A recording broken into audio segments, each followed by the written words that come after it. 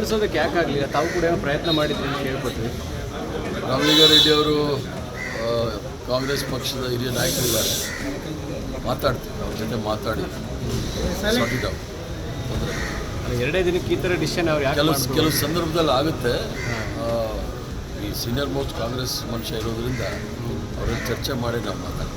High command ನಾಯಕರು ಬರ್ತಾ ಇರೋ ಟೈಮಲ್ಲಿ ಇದೊಂಥರ ಮುಜುಗರ ಅಲ್ಲ ಎಲ್ಲ ನಡೀತಾ ಇರುತ್ತೆ ರಾಜಕಾರಣದಲ್ಲಿ, ತೊಂದರೆ ಇಲ್ಲ. ಬಟ್ ಅವ್ರದ್ದು ಮಾತಾಡ್ತೀವಿ, ಅವ್ರು ಆ ಥರ ಏನೂ ಮಾಡೋದಿಲ್ಲ. ಕಾಂಗ್ರೆಸ್ಗೆ ತೊಂದರೆ ಆಗುವಂಥ ಕೆಲಸ ಏನು ಮಾಡಲ್ಲ, ಮಾತಾಡ್ತೀವಿ. ಇವರು CM ಅವ್ರ ಜವಾಬ್ದಾರಿ ಇತ್ತಲ್ಲ, ಅದಕ್ಕೆ ನಿರ್ಧಾರ ಮಾಡದೇ ಇರೋ ಥರ ತಡೆಯೋ ಪ್ರಯತ್ನಗಳು ಮಾಡಲಿಲ್ವಾ? ಯಾಕೆ ಸರ್? ಸೀನಿಯರ್ ಎಲ್ಲ ಮಾತಾಡ್ತೀವಿ. ಇವತ್ತೆಲ್ಲ ಆಗಲಿ, ಮುಗಿಲಿ, ನಾಳೆ ಮಾತಾಡ್ತೀವಿ. ರೈಟ್? ಎಲ್ಲಿ ಯಾವಾಗ ಹೋಗ್ತಿದ್ದೀರಿ ಸರ್? ನಾನು ಇರ್ತೀನಿ. ಇನ್ನು ನಾವೆಲ್ಲ ನಾಮಿನೇಷನ್ಸ್ ಫೈಲ್ ಮಾಡಬೇಕು. ಇವತ್ತು ಕಾಂಗ್ರೆಸ್ ಅಧ್ಯಕ್ಷರು ನಾಮಿನೇಷನ್ ಫೈಲ್ ಮಾಡ್ತಾರೆ. ಆಮೇಲೆ ಕೆಲವು ನಮ್ಮವರು ಮಾಡ್ಬೋದು. ಅದನ್ನೆಲ್ಲ ಮುಗಿಸ್ಕೊಂಡು ಸರ್, ನೆನೆದು ನಿಮ್ಮದು ಭಾಳ ವಿವಾದ ಆಗ್ತಾ ಇದೆ. ಬೇರೆ ಬೇರೆ ಕಾರಣಕ್ಕಾಗಿ ಅದನ್ನು ಬೇರೆ ಥರ ವಿಶ್ಲೇಷಣೆ ಮಾಡ್ತೀವಿ. ಒಂದು ಕ್ಲಾರಿಟಿ ಹೇಳ್ಬಿಡಿ ಸರ್. ಅದೆಲ್ಲ ವಿಶ್ಲೇಷಣೆ ಅಂದರೆ ನಾವಿನ್ಯಾರು ಮೀಡಿಯಾ ಹತ್ರ ಮಾತಾಡಲೇಬಾರ್ದು ಅಷ್ಟೇ. ನಾವೇನೋ ನೀವು ಸ್ನೇಹಿತರು ಅಂತ ಬಂದು ಮಾತಾಡಿದ್ರೆ ಅದನ್ನು ತಿರುಗಿಸಿ ಗೊಂದಲ ಮಾಡಬೇಕು ಅನ್ನೋದೇ ಮನಸ್ಸಿದ್ರೆ ಮಾಡ್ಕೊಂಡಿರಲಿ. ಏನು ಆ ಗೋಧಿ ಮೀಡಿಯಾಗೆ ನಾವೇನು ಮಾಡೋಕ್ಕಾಗೋದಿಲ್ಲ.